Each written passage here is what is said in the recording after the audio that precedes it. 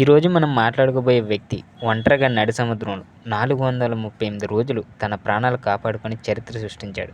అవును, మీరు విన్నది నిజమే. ఒక సంవత్సరం కంటే కూడా ఎక్కువ పైన ఆకాశం నాలుగు వైపులా నిశ్శబ్దమైన గగురుపాటు కలిగించేది సముద్ర తీరం. సో ఈ తీరం మనకు కనబడదు, ఎవరు సహాయం ఉండదు, కేవలం ఒక విరిగిపోయిన పడవ అన్ని వైపుల నుండి చుట్టుపడిన చావు ఛాయ. సో కేవలం ఒక్కరోజు చేపలు పట్టడానికి బయలుదేరాడు, కానీ సముద్రం అతన్ని 438 రోజుల పాటు దాని ఖైదీలో ఉంచుకుంది. ఆహారం, నీళ్లు, నీడ మాత్రమే కాదు, బాధను పంచుకోవడానికి ఒక మనిషి కూడా లేడు. బ్రతుకుదామనుకున్న నమ్మకం కూడా శూన్యం ఉంటే చనిపోవడానికి 100% గ్యారంటీ ఉన్న సిచ్యువేషన్ అది. ఆ పడవలు ఇద్దరు ఉండేవారు. 4 నెలల్లో ఒకరు ప్రాణాలు వదిలారు, కానీ మరొకరు మరణాన్ని ఎదిరించి జీవితాన్ని గెలుచుకున్నారు. అసలు ఈ వ్యక్తి అన్ని రోజుల పాటు తన ప్రాణాలని ఎలా కాపాడుకోగలిగాడు? ఇది విన్న తర్వాత మీ వెంట్రుకలు కూడా నిక్కబడుచుకుంటాయి. కానీ వీడియో స్టార్ట్ చేసే ముందు ఛానల్ కొత్త వారు చూస్తే తప్పకుండా సబ్స్క్రైబ్ అయితే చేసుకోండి. సో ఇక వీడియోలోకి వెళ్ళిపోదాం. అది 2012 సంవత్సరం నవంబర్ 18వ తారీఖు. మెక్సికో దక్షిణ తీరంలో ఉన్న చిన్న పట్టణం పీజీ. జపాన్లో ఉదయం ప్రశాంతంగా సాధారణంగా ఉంది. సూర్యుడు నెమ్మదిగా ఉదయిస్తున్నాడు. సముద్రం నిర్మలంగా కనిపిస్తుంది. 32 సంవత్సరాల జోష్ అలవరంగా మెక్సికోలో ఇదే పట్టణంలో తన చిన్న కూతురితో కలిసి ఉండేవాడు.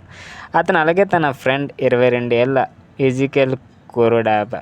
సో వృత్తిరీత్యా వీళ్ళిద్దరం మత్స్యకారులే. జోష్కి చేపలు పట్టడంలో చాలా సంవత్సరాల అనుభవం ఉంది, కానీ ఏజికేల్కైతే అంత అనుభవం లేదు. అతను రీసెంట్గా ఈ పని కోసం జోస్తో చేరాడు. వీళ్ళ పని చేపలు పట్టడం, వాటిని బజార్లో అమ్మి లాభం పొందడం. గడిచిన కొన్ని రోజులుగా వాళ్ళకి చేపలు అమ్మడం ద్వారా మంచి లాభాలు వచ్చాయి, కానీ ఎక్కువగా పట్టలేకపోతే ఉండేవారు. అందుకే ఒకసారి వాళ్ళ సముద్రంలో కొంచెం లోపలికి వెళ్తే అక్కడ పెద్ద పెద్ద చేపలు దొరికితేనే వాటిని ఎక్కువ ఖరీదుకి అమ్ముకోవచ్చని అనుకున్నారు. వాళ్ళ ప్లాన్ కేవలం ఒక్కరోజు వెళ్ళి చేపలు పట్టి వచ్చేయడం. కానీ జోష్ ప్రయాణానికి బయలుదేరేటప్పుడు ఒక అనుభవజ్ఞుడైన మత్స్యకారుడు అతన్ని ఆపి, ఈరోజు వెళ్ళొద్దు, సముద్రం సరిగ్గా లేదనిపిస్తుందని చెప్పాడు. కానీ జోష్ అతని మాటలు సీరియస్గా తీసుకోలేదు. మేము జస్ట్ కొన్ని గంటల్లో తిరిగి వచ్చేస్తాము, త్వరగా చేపలు పట్టుకొని వాటిని త్వరగా అమ్మేసి త్వరగా డబ్బులు సంపాదిస్తామని చెప్పి వాళ్ళిద్దరేమో తమ చిన్న 7 మీటర్ల పొడవైన పడవలో అయితే బయలుదేరారు. సో సింగిల్ ఇంజిన్ కలిగి ఉన్న ఆ పడవలో ఒక చిన్న రేడియో, మంచు, చేపలు పట్టడానికి బాక్స్, తినడానికి కొంత ఆహారం ఉన్నాయి. వాళ్ళ లక్ష్యం సముద్రం లోపల దాదాపు 120 కిలోమీటర్ల దూరం ప్రయాణించడం మాత్రమే. కానీ ఆ దూరం వాళ్ళని 438 రోజుల వరకు చావు పుట్టుకల మధ్య కొట్టుమిట్లాడేలా చేస్తుందని వాళ్ళిద్దరికి అప్పుడు తెలియదు. మొదట్లో అంతా బాగానే ఉంది, చేపలు కూడా బాగా దొరుకుతున్నాయి. కొన్ని గంటల్లోనే వాళ్ళు చాలా చేపలు పట్టుకున్నారు. కానీ తర్వాత రోజు మధ్యాహ్నం అయ్యేసరికి సముద్రం రంగు మారడం మొదలైంది. ఆకాశంలో మేఘాలు కమ్ముకున్నాయి, అలలు ఎత్తుగా ఎగరడం ప్రారంభించాయి, గాలులు వేగంగా వీసాయి. అప్పుడే ఒక భయంకరమైన తుఫాను మొదలైంది. అది మామూలు తుఫాను కాదు. అదే పనిగా 2 రోజుల పాటు కొనసాగిన ఆ తుఫాన్ వాళ్ళ జీవితాలనే మార్చేసింది. అలల తాకిడికి పడవ ఊగిసలాగడం మొదలైంది. ఇంజిన్ ఆగిపోయింది, రేడియో కూడా పాడైపోయింది. ఇప్పుడు వాళ్ళ దగ్గర బయట ఈ వాళ్ళని కానీ వేరే వాళ్ళని కానీ కాంటాక్ట్ అవ్వడం లేదు. ఎటువంటి సాధనం కూడా వాళ్ళకి లేకుండా పోయింది. తుఫాన్ ఎంత భయంకరంగా మారిందంటే అలలు ఏకంగా వాళ్ళ పడవపై నుండి ఎగరడం మొదలుపెట్టాయి. తమ ప్రాణాలు కాపాడుకోవడానికి కోసం వాళ్ళ పడవ బరువు తగ్గించడానికి పడవలో ఉంచిన చేపలన్నింటినీ సముద్రంలో పారేసి మునక్కుండా అయితే తప్పించుకున్నారు. తుఫాన్ ఆగిపోయిన వెంటనే తిరిగి వెళ్ళిపోవాలని అనుకున్నారు. కానీ ప్రకృతి ముందు మనిషి ఎంత తెలివివాడైనా సరే అది వృధా ప్రయాస అవుతుంది. తుఫాను వచ్చిన కేవలం ఈ 2 రోజుల్లోనే వాళ్ళ పడవ ఇంచుమించుగా 400 కిలోమీటర్ల దూరం వరకు కొట్టుకుపోయింది. ఇప్పుడు డివోషనల్ టీషర్ట్స్ చాలా పాపులర్. 4 వైపులా కేవలం నీళ్లు, మహాసముద్రం వైపు సాగిపోయిన పడవకి ఎవరూ సహాయం దొరకకుండా అయిపోయింది. సో తుఫాన్ తర్వాత సముద్రం అయితే ప్రశాంతంగా మారింది, కానీ వీళ్ళ అసలైన పోరాటం ఇప్పుడే మొదలైంది. తెచ్చుకున్న ఆహారం అయిపోయింది, తాగడానికి నీళ్లు కూడా లేకపోవడంతో ఇప్పుడు వర్షపు నీటిని సేకరించి తాగడం మాత్రమే వాళ్ళకి ఏకైక ఆప్షన్గా మిగిలింది. ఒక్కోసారి చేతులతో పట్టుకొని, మరి కొన్నిసార్లు పడవలోని ఒక మూలను పట్టుకొని తాగేవారు. ఆకలి తీర్చుకోవడం కోసం వాళ్ళు సముద్రంపై ఎగిరే పక్షులను పట్టుకొని తినేవారు. తాబేలు, అలాగే అప్పుడప్పుడు చేపలు కూడా, అది కూడా పచ్చిగా తినాల్సి వచ్చేది. జోష్ దగ్గర అనుభవం ఉంది, కానీ ఎజెక్వియల్ శరీరం మెల్లమెల్లగా అలసిపోతూ వచ్చింది. అతను యువకుడే అయినా కూడా మానసికంగా అండ్ శారీరకంగా చాలా మార్పు వచ్చింది. ఎంత పెద్ద పోరాటానికి సిద్ధంగా లేడు. అయినప్పటికీ 4 నెలల పాటు అతను జ్యూస్తో పాటు ప్రతిరోజును నెట్టుకుంటూ వచ్చాడు. ఆకలితో అలమటించాడు, ఎండలో మాడిపోయాడు, తుఫాన్లో పోరాడాడు, రేపటి మీద నమ్మకంతో బతికాడు. కానీ 4వ నెల తర్వాత అతని శరీరం ఓటమిని ఒప్పేసుకుంది. అతని శరీరం మాటిమాటికి అనారోగ్యాలకు గురవుతూ వచ్చింది. మెల్లమెల్లగా మాట్లాడడం కూడా ఆపేశాడు. తన ఫ్రెండ్ ప్రాణాలతో ఉండడం కోసం జోష్ అన్ని విధాలుగా ప్రయత్నించాడు. కానీ సముద్రంలో డాక్టర్ మందులు ఏమీ లేవు. వాళ్ళకి వేరే దారి కూడా లేదు. చివరికి ఒకరోజు ఎగ్జికల్ శాశ్వత నిద్రలోకి అయితే చేరుకున్నాడు. జోషే స్వయంగా అతని శరీరాన్ని సముద్రానికి అప్పగించాల్సి వచ్చింది.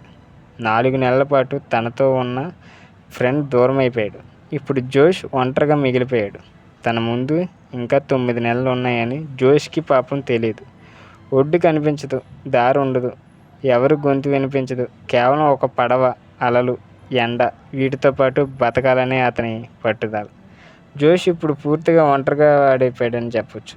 తీరం దిశ తెలియని పడవలో 4 వైపులు చావు కంటే కూడా భయంకరమైన నిశ్శబ్దం మధ్యలో తన ప్రతి శ్వాసను లెక్క పెడుతున్న ఆ లోతైన నీలి సముద్రంలో చిక్కుకుపోయాడు. ఒక గొంతు వినిపించదు, మనిషి ముఖం కనిపించదు, ఎటువంటి ఆశ కూడా లేదు. చల్లగా నిర్మానుష్యంగా అతన్ని మింగేయడానికి చూస్తున్న అలలు సహాయం సంభవించింది. సో గడిచే ప్రతిరోజు, ప్రతి నిమిషం, ప్రతి యుద్ధం కేవలం ఆకలి దప్పికల కోసమే మాత్రమే కాదు, అతని లోపల దాగి ఉన్న మనిషి యొక్క అస్తిత్వం కోసం చేస్తున్న యుద్ధం. సో జోష్కి అర్థమైంది, ఇంకా సముద్రం తన శరీరాన్ని మాత్రమే కాదు, అతని నమ్మకాన్ని కూడా చిదిమేయాలని చూస్తుంది. ప్రతి ఉదయం లేచినప్పుడు అదే చివరి రోజు అతనికి అనిపించేది. ప్రతి రాత్రి ఆకాశాన్ని చూస్తూ ఇదే నా చివరి రాత్రి అని అయితే అనుకునేవాడు. అలా ప్రతి ఒక్క నమ్మకం ముక్కలవుతూ వస్తున్న సందర్భంలో కూడా ఒక విషయం మాత్రం అతన్ని ప్రాణాలతో ఉండేలా చేసింది. అతని కూతురు చిరునవ్వు, తన కళ్ళు, తన లేత గొంతు. జోష్ ఇంకా నా వల్ల కాదనుకున్నప్పుడు తన కూతురి జ్ఞాపకాలను అతన్ని చుట్టుముట్టేవి. నువ్వు ఓడిపోలేవు, నా కోసం నువ్వు బతకాలని అతని నమ్మకాన్ని నూరిపోసేవి. పగటిపూట నిప్పులాంటి ఎండలో అతని శరీరం కాలిపోయేది. అండ్ రాత్రిపూట ఎముకలు గడ్డకట్టే గాలుల్లో అతని శరీరం బిగిసిపోయేది. సో తినడానికి అంటూ ఏమీ మిగలలేదు. తాగడానికి కేవలం కంపు కొట్టే నీళ్లు, వాటితో పాటు పిచ్చెక్కిపోయేలా చేసే నిశ్శబ్దం. జోష్ అప్పుడప్పుడు తనలో తానే మాట్లాడుకునేవాడు, తనకి తానే సమాధానం ఇచ్చుకునేవాడు. ఎందుకంటే అతను ఇప్పుడు అసలైన గొంతు ఎలా ఉంటుందో కూడా మర్చిపోయాడు. మొదలు పెట్టడం ఇలా 6 నెలలు గడిచిపోయాయి. తర్వాత ఒకరోజు మధ్యాహ్నం బగబగ మండే ఎండల్లో జోష్ కల్లా సూర్యకిరణాలు వెలుగులో మండుతుంటే అతనికి దూరంలో హారిజన్ దగ్గర ఒక పెద్ద షిప్ కనిపించింది. మళ్ళీ ప్రాణం పోసుకున్నట్టుగా గుండె వేగంగా కొట్టుకోవడం మొదలైంది. తన బట్టలు గాల్లో ఎగరేశాడు, పడవను ఊపాడు, సముద్రం అంతా ప్రతిధ్వనించేలా గట్టి గట్టిగా అరిచాడు. కానీ సముద్రంలాగే తన అదృష్టం కూడా అతనికి కలిసి రాలేదు. షిప్ కనీసం అతన్ని కూడా చూడలేదు.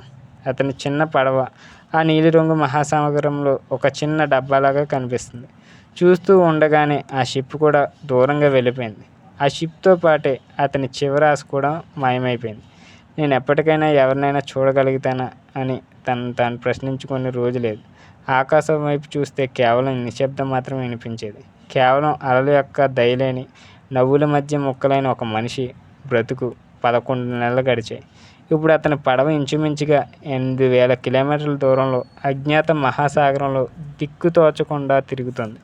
ప్రపంచ పటంలో ఎటువంటి పేరు లేని ఓ మహాసాగరంలో ముఖం నుండి గుర్తుపట్టలేని విధంగా మారిపోయిన జోష్ ఉన్నాడు. అతని కళ్ళు లోపలికి వెళ్ళిపోయాయి, బుగ్గలు ఎండిపోయాయి, పెదాలు పగిలిపోయాయి, ఇక చర్మం కూడా ఎండకి పూర్తిగా ఎండిపోయింది. ఇప్పుడు జోష్కు మనిషి కాదు, బ్రతకడానికి అలవాటు పడిన ఒక ఆశగా మారిపోయాడు. చివరికి 2014 జనవరి 30వ తారీఖున ఎట్టకేలకు అతని అదృష్టం జోష్ని కనికరించడం పోలేదు. నీళ్లలో ఏదో వింతగా తేలుతూ కనిపించింది. అవి ఎండిపోయిన కొబ్బరి బొండాలు. దగ్గరలో భూమి ఉందని జోష్కి వెంటనే అర్థమైపోయింది. అప్పటిదాకా చచ్చిపడిపోయినట్టున్న అతని శరీరం ఒక్కసారిగా కొత్త చైతన్యం వచ్చినట్టయింది. సో తన ఒంట్లో ఉన్న పూర్తి శక్తితో పడవని ఆ దిశగా మార్చగలిగాడు. అక్కడ ఒక దీపం ఉంది.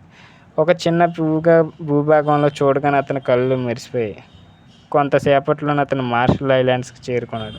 నిన్నటిదాకా మృత్యువుడిగా ఉన్న ఆ పడవే ఈరోజు అతన్ని బతుకు సాగరం వైపు అయితే తీసుకెళ్తుంది. జోష్ చివరిసారిగా సముద్రాన్ని చూసి నీటిలోకి దూకాడు.